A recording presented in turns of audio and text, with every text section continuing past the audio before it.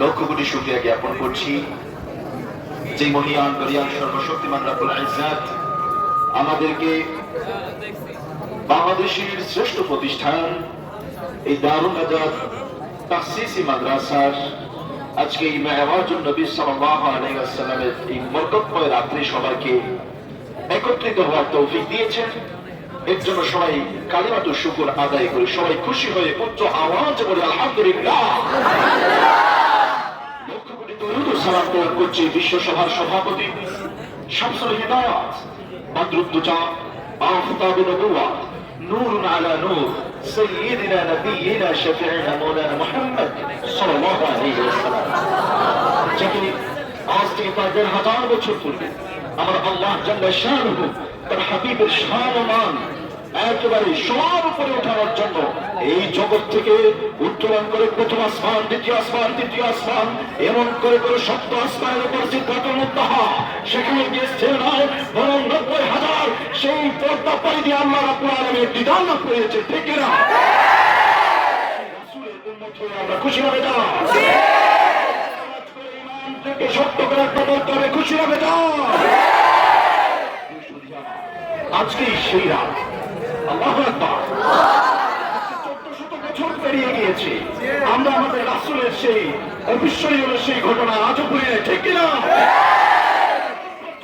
হাবিবের যতগুলো উম্মত থাকবে কেউ গায়ের রাসূল নবীকে বলতে পারে না। আল্লাহ রাব্বুল আলামিন, আল্লাহ জাল্লা শানুহু এই জগতের বুকে মানুষদেরকে কয়েকটা কোয়ালিটিতে ভাগ করেছেন। কাউকে রেখেছেন নবীদের ক্যাটাগরিতে, কাউকে রেখেছেন রাসূলদের ক্যাটাগরিতে, কাউকে রেখেছেন ওলিয়া উলিয়াদের ক্যাটাগরিতে, কাউকে রেখেছেন সাধারণ উম্মত হিসাবে। ঠিক কিনা? এই রাসূলদের মধ্যে আল্লাহ রাব্বুল আলামিন উলুল আজমি মিনার রাসূল আছেন না? সেই উলুল আজমি মিনার রাসূল যারা আছেন তাদের মধ্যে আরেকজন শ্রেষ্ঠ, তার নামটা আপনাদের কাছে শুনতে চাই। কে তিনি? সেই রাসূলের উম্মত হওয়ার জন্য অন্যান্য নবীরা আফসোস করেছেন। আল্লাহ কারণ কি জানেন?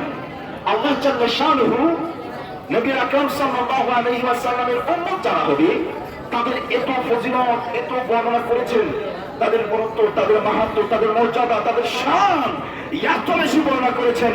অন্যান্য নবীরা আমার রাসূলের উম্মত হওয়ার জন্য আকাঙ্ক্ষা করেছেন। আল্লাহু আকবার। আমরা কোরআনুল কারীমের মধ্যে দেখি যে আল্লাহ সুবহানাহু ওয়া তাআলা জানিয়ে দিয়েছেন হযরত মুসা কালিমুল্লাহ, তিনি বলেছেন রব্বি ইশরাহ লি সাদরি ওয়া ইয়াসসির লি আমরি ওয়াহলুল উকদাতাম মিন লিসানি ইয়াফকাহু কওলি।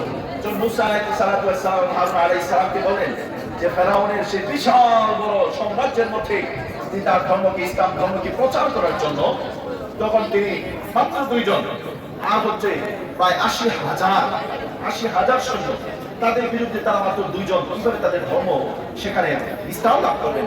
তখন মুসা আলাইহিস সালাম একটা পাওয়ারের জন্য স্বয়ং আল্লাহর কাছে চেয়েছিলেন। সেই পাওয়ারের নাম কি? স্পিরিচুয়াল পাওয়ার। কি পাওয়ার? আর্থিক পাওয়ার, মানে কলবের পাওয়ার, রূহানি পাওয়ার। এই পাওয়ার চেয়েছিলেন কে? কার কাছে চেয়েছিলেন? আল্লাহ সুবহানাহু ওয়া তাআলা। তার এই দোয়াকে কবুল করার ফলে তিনি মুসা আলাইহিস সালাম তিনি পুরো সাম্রাজ্য গ্রহণ করেছেন। সুবহানাল্লাহ। তো এর জন্য বলতেছিলাম আল্লাহ রাব্বুল আলামিন রাহমাতাল লিল আলামিনকে এই জগৎ থেকে উর্দাকাশে নেওয়ার জন্য প্রস্তুত নিলেন। কেন নিলেন? এবং সন্তান যারা আছে তাদের মধ্যে ২ জন লোক পেলাম, যারা একজন আকাশ থেকে নিচে আসছে, আরেকজন নিচ থেকে আকাশে উঠেছে। কিন্তু এমন কোন লোক নাই যে এই জগৎ থেকে সেই আকাশে উঠেছে। শুধু আকাশ নয়, সব আকাশ পাড়ি দিয়ে আসে আজিম পর্যন্ত গিয়েছে, আবার সেখান থেকে আবার ফিরত আসছে পৃথিবীতে। এমন কেউ নাই, একমাত্র একজন, তিনি কে? যদি এমন হতো আল্লাহ সুবহানাহু ওয়া তাআলা জানেন যে উম্মতে মুহাম্মদীরা তাদের ইন্টেলিজেন্ট পাওয়ার যেটা আছে, এই পাওয়ারটা তারা কাজে লাগিয়ে দূর পর্যন্ত যাবে। সেই তখন যদি কাফের মুশরিক বেদিন বেঈমানরা যদি বলে আমরা তো সেই মঙ্গল গ্রহে গিয়েছি, চাঁদে দেশে গিয়েছি, তোমাদের আরবে ওই মুহাম্মদ কত দূর পর্যন্ত উঠেছে, এরকম করে যদি বেইজ্জত করে, তাহলে এটা আমার আল্লাহ রাব্বুল আলামিন তার হাবিবের শানে বেয়াদবি হবে। কথা বলুন ঠিক কিনা? আল্লাহ সুবহানাহু ওয়া তাআলা এই জগতের মানুষকে, যেখানে মানুষের সীমাবদ্ধতা শেষ, মানুষের যাতায়াত যতদূর পর্যন্ত শেষ, মানুষের ইন্টেলিজেন্ট পাওয়ার যেখানে শেষ, সেই প্রথম আসমান না, প্রথম আসমান থেকে অনেক অনেক অনেক কিছুর মধ্যে রয়েছে সেই চন্দ্র এবং কি মঙ্গল গ্রহ, কিন্তু এর থেকে অনেক অনেক অনেক উচ্চ করে আছে আকাশ। এই আকাশ পর্যন্তই যদি মানুষের সীমাবদ্ধতা হয়ে যায়, আল্লাহ তাআলা বলেন, হে মানুষরা, তোমাদের সীমাবদ্ধতা যেখানে শেষ, সেখানে একজনের শুরু, তার সফর শুরু, তিনি কে? এই সফরটা শুরু কিভাবে? প্রথম আসমান থেকে আমরা জানি যে যখন জিবরাইল আমিন এবং মিকাইল আলাইহিস সালাম আল্লাহর হাবিবের উপরে তাশরীফ আনলেন। এখানে একটা প্রশ্ন আছে, আপনারা কোথাও কোথাও পাবেন যে আল্লাহর হাবিবের এই মেরাজ হয়েছিল উম্মে হানির ঘর থেকে, আবার কোথাও কোথাও পাবেন যে মসজিদে হারাম থেকে, আবার কোথাও কোথাও পাবেন যে আবু তালিবের সেই। কিন্তু ঐতিহাসিক এবং মুফাসসিরিনে কেরাম তারা এই তিনটা বিষয়ে অ্যাডজাস্ট করেছে যে একই রাতে আল্লাহ হাবিব সাল্লাল্লাহু আলাইহি ওয়াসাল্লাম আবু তালিবের ওখানেও ছিলেন, আবার উম্মে হানির ঘরেও ছিলেন, এবং কোথায় ছিলেন? হারাম শরীফেও ছিলেন। রাত্রে ঘুমাইছেন উম্মে হানির ঘরে। কোথায় ঘুমিয়েছেন? এখানে কিছু গুরুত্বপূর্ণ কথা বলবো, একটু মনোযোগ দিয়ে শুনবেন। আমরা কিন্তু সফরটা শুরু করতেছি। হ্যাঁ, আমাদের সাথে মেরাজে যাবে কে কে? একবার হাত দেখি। নারায়ে তাকবীর,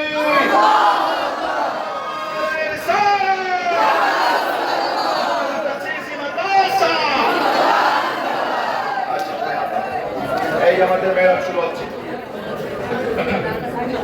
উম্মে হানির ঘরের মধ্যে শোয়া। এমন অবস্থায় হঠাৎ করে এই উম্মে হানির ঘরের কোণের ছাদটা ফাঁকা হয়ে গেল। আশ্চর্য, কি আশ্চর্য, কি আজব, কি আজব, কি হতে যাচ্ছে? উপরের ছাদ ফাঁকা, হযরত জিবরাইল আগমন করলেন, সাথে আরেকজন সঙ্গী, তিনি কে? মিকাইল আলাইহিস সালাম। মিকাইল কেমন মানুষ ছিলেন? বড় না ছোট? বড় মানুষ ছিলেন তিনি। ফেরেশতা, কিসতা?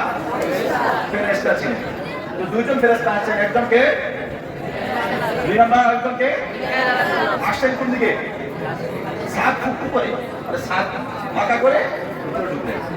তখনই আল্লাহ হাবিব সাল্লাল্লাহু আলাইহি ওয়াসাল্লামের ভিতরে একটা জিনিস অনুধাবন হয়েছে যে আজকে ব্যতিক্রম কিছু হতে যাচ্ছে। জিবরাইল তো এভাবেই ছাদ ফাঁকা করে আসার কথা না, ছাদ ফাঁকা করে আসার কথা। মিকাইল এসে জিজ্ঞেস করতেছেন যে ভাই জিবরাইল, মুহাম্মদ সাল্লাল্লাহু আলাইহি ওয়াসাল্লাম কোন জন? তখন জিবরাইল আমিন তখন বললেন যে মধ্যখানে যিনি শোয়া আছে তার থেকে নূর, একটা আলো বের হচ্ছে, তিনি হচ্ছেন মুহাম্মদুর রাসূলুল্লাহ সাল্লাল্লাহু আলাইহি ওয়াসাল্লাম, যাকে আল্লাহ তাআলা ইনভাইট করেছেন আজকে তার মেহমানখানায়, তার ঘরের মধ্যে নিয়ে যাওয়ার জন্য। আল্লাহু আকবার। এখন বলতে পারেন আপনারা যে রাসূল আকরাম সাল্লাল্লাহু আলাইহি ওয়াসাল্লাম ঘুমন্ত ছিলেন, পাশের সাহাবীরাও ঘুমন্ত ছিলেন, তাহলে এই যে কথাগুলো, এগুলো কোথেকে আসবে? এর বাইরে কেউ বলেছে কিনা? জিবরাইল মিকাইলের কাছে চিঠিপত্র লিখে দিয়েছে যে এরকম এরকম কাহিনী ঘটেছিল। আজ পর্যন্ত পাইছেন জিবরাইলের চিঠি একটা, মিকাইলের? এই কাহিনীটা বলবো কেন? সিসি ক্যামেরা ছিল ওইখানে, যে কোন দিক দিয়ে জিবরাইল আসতেছে, মিকাইল আসতে আছে, সিসি ক্যামেরা ছিল? মা আয়েশা সিদ্দিকা রাদিয়াল্লাহু তাআলা আনহা বলেন, আল্লাহর হাবিব সাল্লাল্লাহু আলাইহি ওয়াসাল্লাম যখন ঘুমাতেন, যার চোখ ঘুমাতো কিন্তু তার কলিজা কখনো ঘুমাতো। এখন বলতে পারেন ঘুম কয় প্রকার? ঘুম হচ্ছে তিন প্রকার। কয় প্রকার? প্রথমে ঘুমটা আসে কোথায় জানেন? মানুষের মাথার মধ্যে। ঘুম প্রথমে আসে কোথায়? যখন মাথার মধ্যে ঘুম আসে, এটা মিস কল দেয় পরে, বা এরকম চকচক দেয়, সেটা কি? চোখ। তখন চোখে ঘুম আসে। ব্রেন থেকে কোথায় চোখ ঘুম আসে? চোখে আসে। চোখ যখন এরকম যারা কি তাকে ফাঁস লাগে, হঠাৎ ঠিক আছে সব কথা শুনতে, এই 3 নাম্বারটা যেটা তার কলমের মধ্যে আইসা বসে, কোথায় আসছে? কলম থেকে টিপতে আসছে, কলমে যখন আইসা পরে মানুষ তখন আর কিছু বলতে পারে? কিছু বলতে পারে?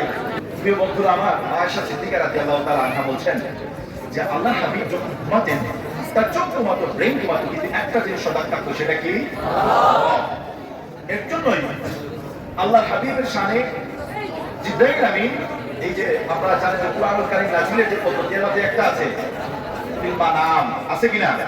মানে ঘুমন্ত অবস্থায় আল্লাহ হাবিবের কাছে স্বপ্ন যুগে কি আসতো? ওহী আসতো। সেটা কি শরীরের অংশ না? অংশ। তাহলে আল্লাহ হাবিবের অন্তর ঘুমানো আরেকটা প্রমাণ যে ঘুমের মধ্যে আল্লাহর হাবিব যে কোরআনের আয়াত নাযিল হতো সেটা কোরআনই, সেটা অন্য কিছু হতে পারে প্রিয় সুধী আমার। আল্লাহর হাবিবের অত্যন্ত জাগ্রত তিনি শুনতে পাচ্ছেন, বুঝতে পারতেছেন।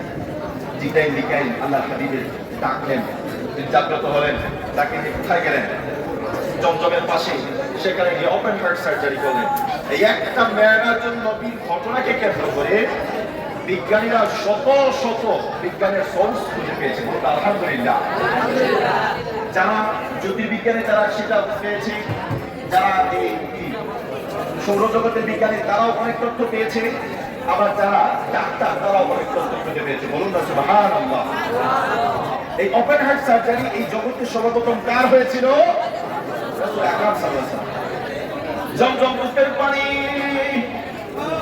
আল্লাহর হাবিব সাল্লাল্লাহু আলাইহি ওয়াসাল্লামকে হযরত জিবরাইল এবং মিকাইল গেলেন আল্লাহর হাবিবের একেবারে এখান থেকে শুরু করে নবী পর্যন্ত কেটে দিলেন। কাটার পর আল্লাহর হাবিব সাল্লাল্লাহু আলাইহি ওয়াসাল্লাম সচক্ষে দেখলেন তার অন্তরটা, তার কলিজাটা বের করলেন, বের করে স্বর্ণের পাত্র, জান্নাত থেকে আনা স্বর্ণের পাত্রের মধ্যে জমজমের পানি নিলেন এবং সেই পানির মধ্যে এই কলবটা তুলেন, বলুন না সুবহানাল্লাহ। এই জায়গায় বর্তমান জায়গায় বিজ্ঞানী যারা আছে, বর্তমান জায়গায় মুফতি কেরাম যারা আছে, যারা শুধু খুশি করতে চায়, তারা এখানে একটা প্রশ্ন করে যে আমাদের এই জগতের মুখে একটা মাসালা হচ্ছে পুরুষরা কখনো স্বর্ণ ব্যবহার করতে পারে না, পারে? তাহলে আল্লাহর হাবিবের ওই দিন যে কলমটা দেওয়া হয়েছিল সেটা স্বর্ণের ছিল, এটা কেমন কথা? আল্লাহর হাবিবের কলমটা অস্ত্রটা যদি স্বর্ণের পাত্রের মধ্যে দেওয়া হয়, তাহলে কেন স্বর্ণ আমাদের জন্য না যায়? আচ্ছা, এই যে পাত্র, এটা কি ঢাকায় বানানো এই স্বর্ণ দিয়া না, কোন জায়গায় বানানো? জান্নাত থেকে। আচ্ছা বলতো জান্নাতের মাসালা কি? জান্নাতে গিয়ে পুরুষরা কানের দুল, নাকের দুল যা মন চায় তা করতে পারবে কিনা? সেখানে স্বর্ণ ব্যাপারে কোনো নিষেধাজ্ঞা আছে? যাই হোক, এই যে ওপেন হার্ট সার্জারি এটা আসছে কোথা থেকে? কোথা থেকে? আচ্ছা প্রিয় সুধী আমার, এরপরে এই যে আবার দেখা গেল যে রাসূল সাল্লাল্লাহু আলাইহি ওয়াসাল্লাম, আচ্ছা রাসূল সাল্লাল্লাহু ওপেন হার্ট সার্জারি কয়বার হয়েছিল জানি? কয়বার? এটা কিন্তু একটা ক্লাস, মনে আছে? যেহেতু ওয়াজ করি না, শুরুতেই না গান, কিন্তু শেষ পর্যায়ে কিন্তু পরীক্ষা আছে, বুঝলে গেছো? আমি শটাত একটা জিজ্ঞেস করবো, অর্থাৎ করে আমাকে জবাব দিতে হবে, ঠিক আছে?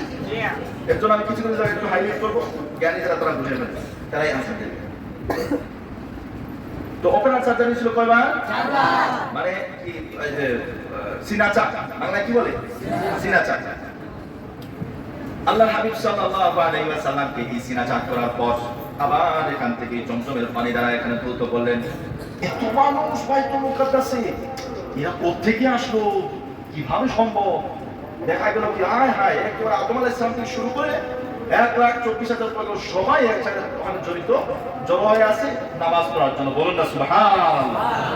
আল্লাহ হাবিবের সেই বুরাক, সব নবীরা একটা পাথর আছে, ওই পাথরের মধ্যে, এর আগে যত নবী ছিলেন তারা এই পাথরের মধ্যেই এই তাদের বাহনটা বাঁধতে, আল্লাহর হাবিব গিয়ে ওই পাথরের ওই স্থানেই তার এই বুরাক নামক বাহনকে বাঁধতেন, বলুন না সুবহানাল্লাহ।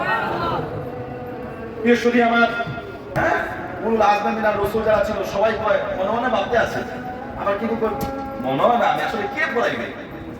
হঠাৎ করে দেখা যায় জিবরাইল নিয়ে আসছে হযরত মুহাম্মদুর রাসূলুল্লাহ সাল্লাল্লাহু আলাইহি ওয়াসাল্লাম। এ কেবল মানুষ, আলোর একটা আলোকিত পুলকিত শাহজাহান, বলুন না সুবহানাল্লাহ।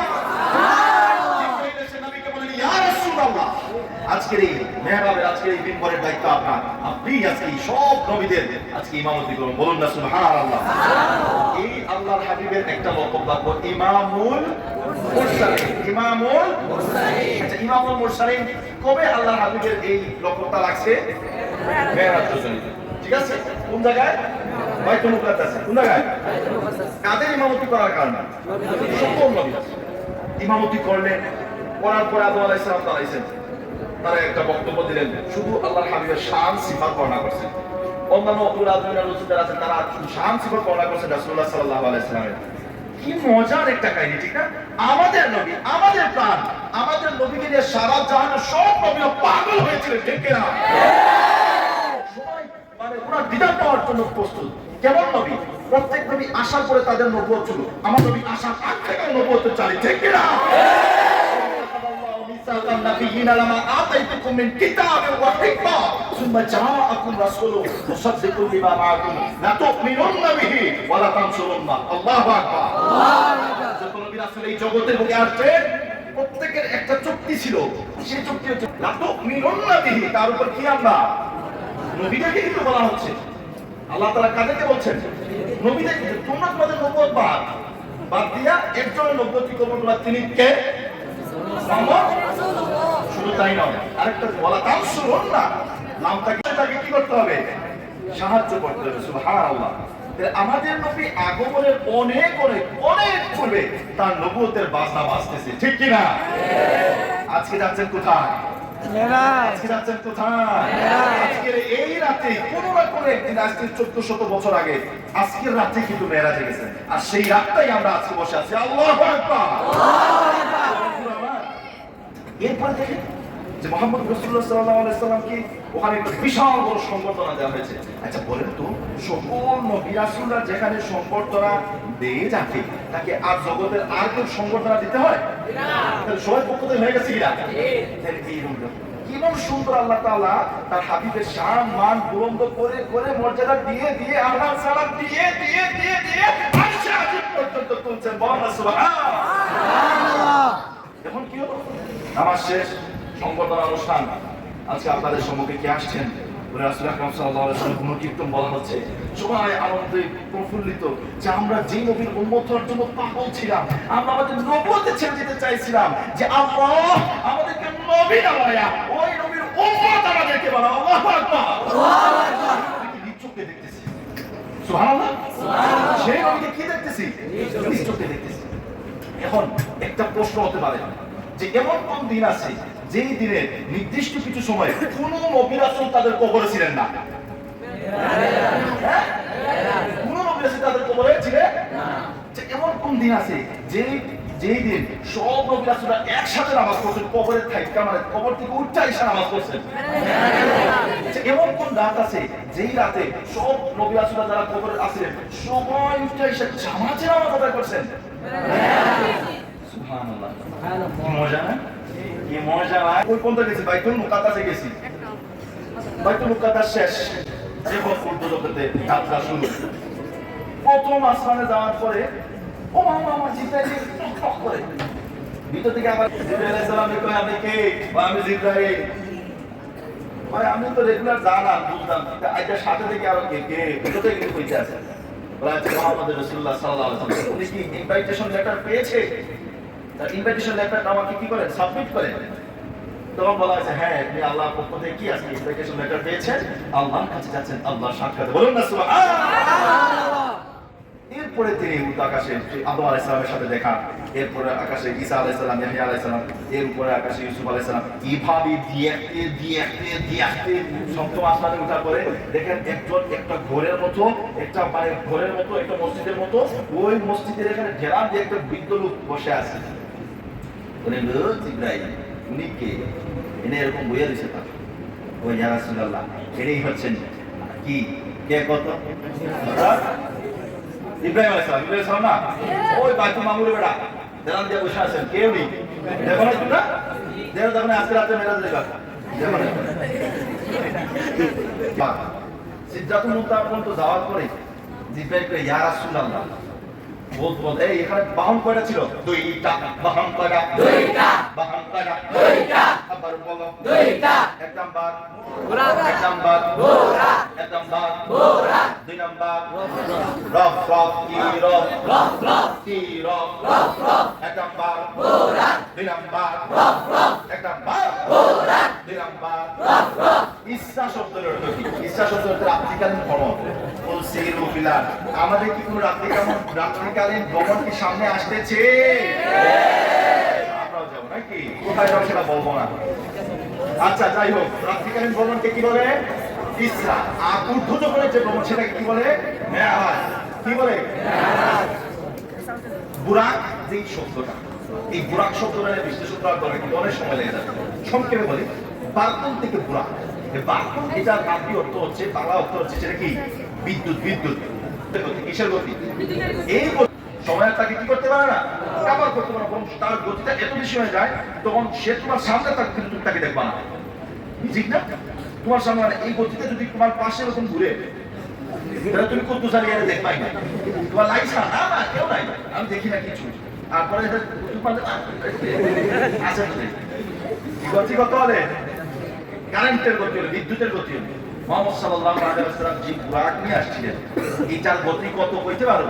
এ কি আগুন আর কি বিদ্যুৎ আর কি কি, বুরাকের যতদূর পর্যন্ত দেখে তার চোখের সীমানার শেষ যেটা সেটা তার আরেক পাড়া পড়ে। সুবহান, বুরাকের গতি কত করে তার শেষ সীমায়, চোখের শেষ সীমায়। তোমার আমার চোখের ব্যাটারি বাল্ব কয়টা আছে দুইটা, এটা দিকে কোন একটু দিকে হয় না, এদিকে সিটানোর দিকে হয়। আগে আমরা ওই একাডেমি পাঁচটা ওই বাংলাদেশ কি কয় বাংলাদেশ ব্যাংক দিকে আলাইতাম এই ব্যাটারি আর রাসূল সাল্লাল্লাহু আলাইহি ওয়াসাল্লাম মানে ওই বুরাকের চোখটা জান্নাত থেকে আগে তো ওইটা চোখ তোমার আমার কাকুমার চোখ, হ্যাঁ এটা চোখ কিন্তু কি বাবা রে। যাই হোক এটা কত বড়, গাদা থেকে বড়, কচ্ছ থেকে কচি, গাদা থেকে বড় ছোট, ঠিক আছে? এরকম একটা বাহন নিয়ে আসছে। আচ্ছা এখানে একটা প্রশ্ন, জিব্রাইল কত বড় যে রাসূল সাল্লাল্লাহু আলাইহি ওয়াসাল্লামকে পিছনে বসে আছে, তিনি সামনে বসে আছে, এটা কেমন কথা? এটা বাইকের বেড়া এরকম আছে, তবে এরকম যদি হয়ে থাকে তাহলে জিব্রাইল জাদুই করছে, আল্লাহ ইনভাইটেশন করছে, ইনভাইট করছে তাকে, সেই নবীকে নিয়ে যাচ্ছে আসমানে, আর বসতে সামনে কেনা জিব্রাইল এটা ওইটা বলবো। কিন্তু না কাকু ট্রেনে যখন বসো মনে করো তুমি শেখ হাসিনা ভারতে পলাইতে আছে, পলানোর সময় হচ্ছে ট্রেনে, ট্রেনের ড্রাইভার যখন সরে গিয়ে ট্রেনের ওখানে গিয়ে বসলে এটা তার সম্মান। ড্রাইভার আমি এই দেশের প্রধানমন্ত্রী ড্রাইভারের তাকে থাকবে, এটা তার কোনো ঠিক আছে, এটা বেদবি না, প্রধানমন্ত্রী আসতে পিছনে আমি সামনে ড্রাইভার সামনে আসে।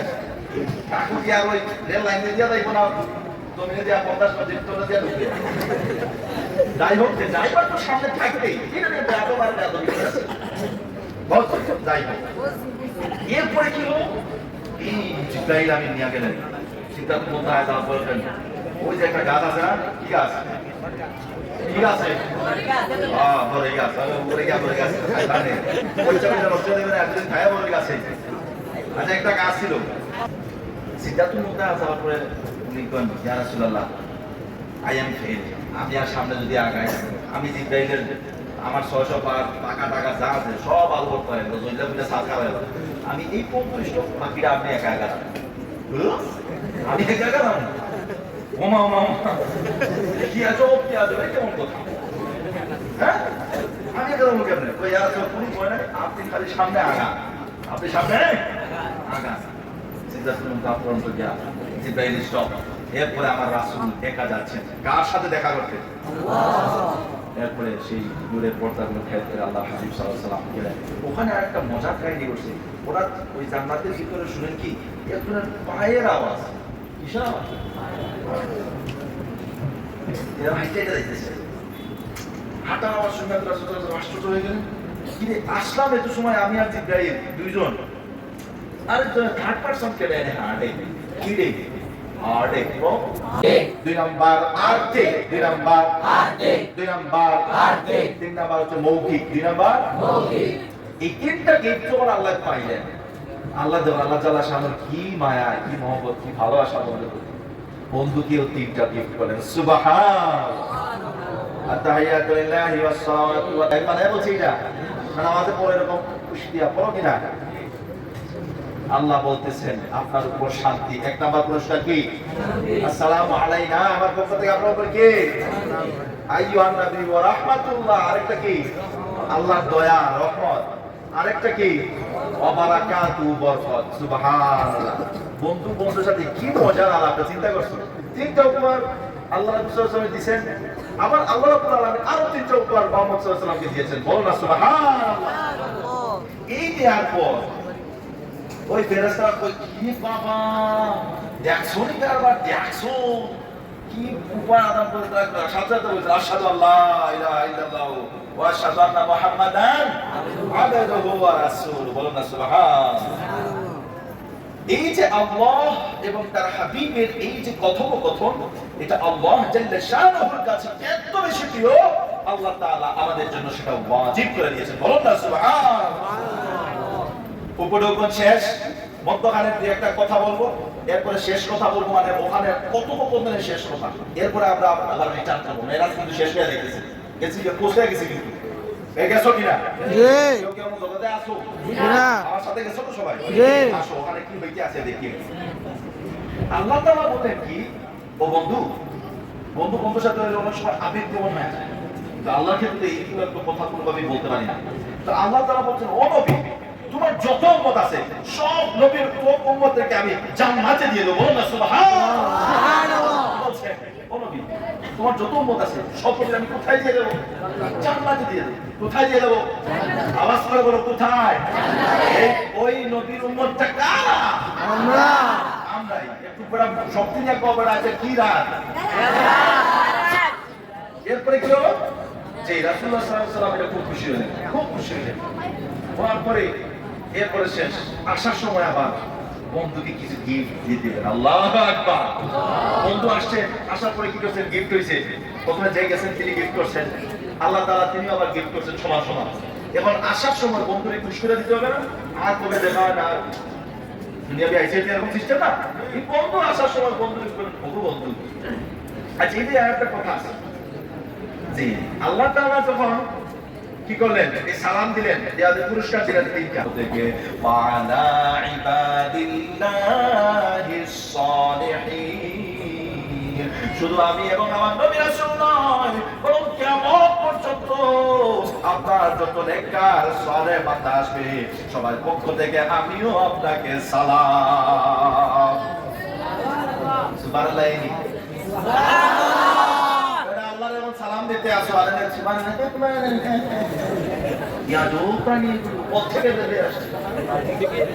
আল্লাহর সাথে কত বলবো, তোমার সালাম নিয়ে কেউ তো কই নাই, বাড়িতে গিয়ে আপনার কেন না? আসলে আমি কি গুরুস্থানে আছি না কি কোথায় আছি বুঝতে পারতেছি না। এই সুবহানাল্লাহ ধ্বনিতে একটা খাইগাছ ভেঙে দেওয়ার কথা। আল্লাহর সালাম দিতে, আমরা কি নেককার বান্দা না? দুনিয়া নেককার কারা? ওপরে দেখতে হইবে কে? পাঁচ ওয়াক্ত নামাজ আমরা জামাতে পড়ি না? মাগরিবে পড়েন, নামাজ পড়ি, আওয়ামী নামাজ পড়ি না? আমরা কি করি? কবুল হজ উমরা সব করি, সকালে ঘুম থেকে উঠতে, ঠিক না? নামাজ পড়ি, প্রত্যেক আয়াতে 10 করে আল্লাহ নেকি দিয়ে দেন, ঠিক না? আল্লাহর কাছে আমরা দোয়া কবুল করি, ঠিক না? আল্লাহ জিকির করে আমাদের সালাতকে পরিশুদ্ধ করে, ঠিক না? মাত্র 6 রাকাত নামাজ পড়ে 12 বছর নেক আমলের সওয়াব পেয়ে যায়, ঠিক না? রাসূলের সাথে একটা কানেকশন করে দেই, সেই কানেকশন কোথায় যাচ্ছে? এই মেরেজ থেকে আসার সময় কবুল তাই ক্লিয়ার রাখো। এই যে দুরূদ শরীফ পড়িয়া কোন জায়গার সাথে আমরা অ্যাডজাস্ট করে রাখতেছি, এটা মেরেজ থেকে আসার সময় কবুল। আমরা কিন্তু নামাজ শুরু করি নাই, নামও একটু পরে মনে করে শুরু, এটা একটু কিছু দিয়ে রাখো যে দুরূদ শরীফ আমরা কি করি।